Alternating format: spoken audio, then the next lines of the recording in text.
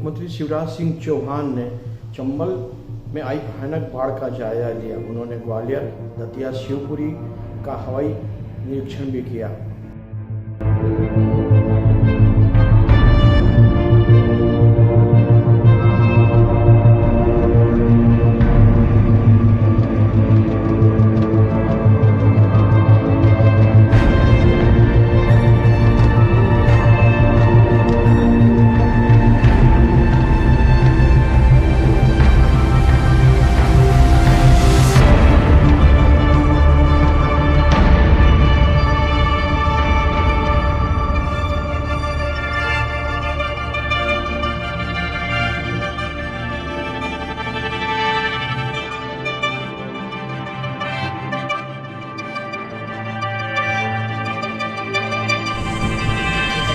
मध्य प्रदेश, विशेषकर उत्तरी मध्य प्रदेश में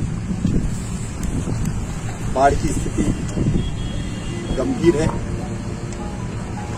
शिवपुरी, श्योपुर कला, दतिया, ग्वालियर, गुना, भिंड और मुरैना, इन जिलों के अभी 1225 गांव प्रभावित है। अब तक जो लोग हमने सुरक्षित निकाले हैं, श्योपुर के 32 गांव में 1500 लोग फंसे हुए थे। शिवपुरी के 90 गांव में 2000 लोग फंसे थे। दतिया, ग्वालियर, मुरैना, भिंड, कुल मिला के लगभग 240 गांव थे। वहाँ एसडीआरएफ, एनडीआरएफ, आर्मी, बीएसएफ सब ने मिलकर लगभग 5950 लोगों को सुरक्षित निकालने में सफलता प्राप्त की है। अभी तक की जानकारी के हिसाब से 1950 लोगों को और निकालने के प्रयास लगातार जारी है। खराब मौसम के कारण एयरफोर्स के हेलीकॉप्टर्स को रेस्क्यू ऑपरेशन चलाने में कठिनाई आ रही थी। आज फिर एयरफोर्स के हेलीकॉप्टर्स ने भी बचाव का काम प्रारंभ किया है। आर्मी और बीएसएफ की टीम भी लगी हुई है। एनडीआरएफ की 3 टीमें पहले से थी, 2 टीमें और अभी आ रही हैं। आर्मी के 4 कॉलम और हमारे एसडीआर की 70 से ज्यादा टीमें लगातार प्रशासन के साथ बचाव के कामों में लगी हुई है। अब तक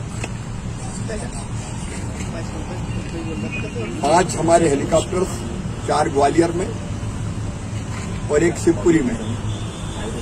खराब मौसम के कारण मैंने बताया कि कल केवल कुछ काम हो पाया था, आज फिर काम प्रारंभ किया है। अभी जो हमारी दिक्कत है, क्योंकि राहत मिली है हमको शिवपुरी में, क्योंकि पार्वती नदी का जो जल स्तर है वो बारिश कम हो गई है और जल स्तर कम होना शुरू हुआ है। मैं अलग अलग जिलों की स्थिति भी आपको बताना चाहता हूं।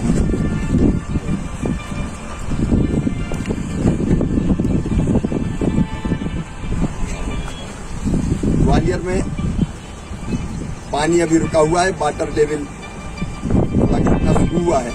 बाढ़ से 40 गांव प्रभावित है और 17 रेस्क्यू स्थल है। 15 में काम पूरा हो गया है, 2 पे काम चल रहा था। 3000 लोगों को राहत कैंपों में रखा गया है। 13 स्थान पर राहत के कैंप लगाए गए हैं। दतिया में आर्मी पहुंच गई है। पाली में रेस्क्यू का काम चल रहा था। 36 ग्राम प्रभावित है। 18 रेस्क्यू स्थल है, 16 में काम पूरा हो गया है। लोग लगभग 1100 को रेस्क्यू किया जा चुका है।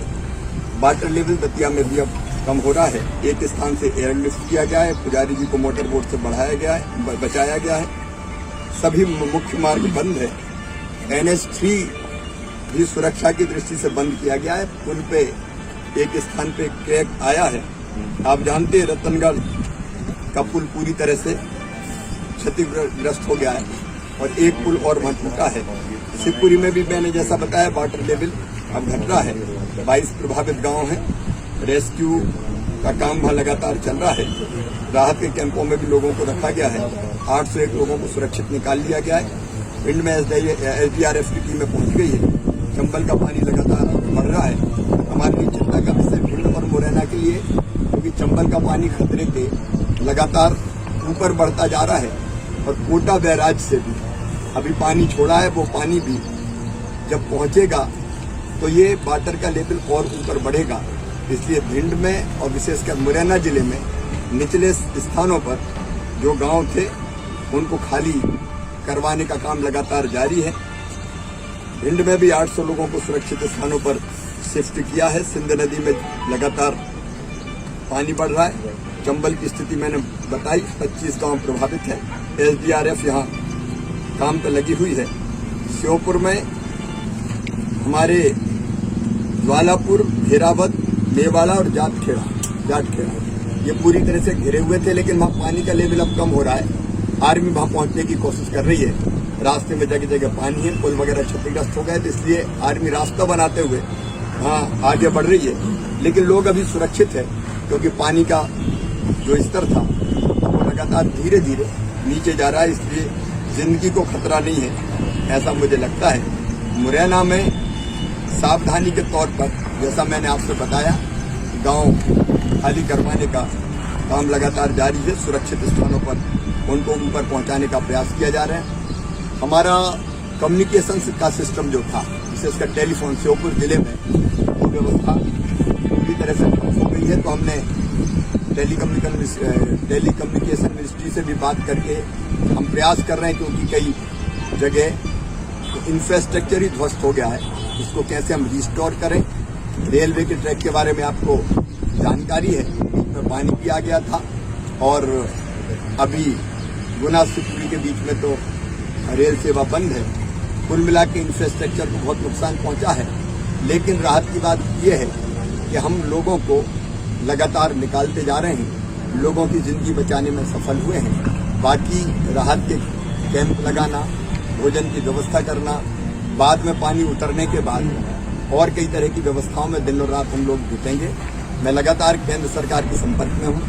आज भी माननीय प्रधानमंत्री जी से मेरी चर्चा हुई, मैंने स्थिति की जानकारी दी।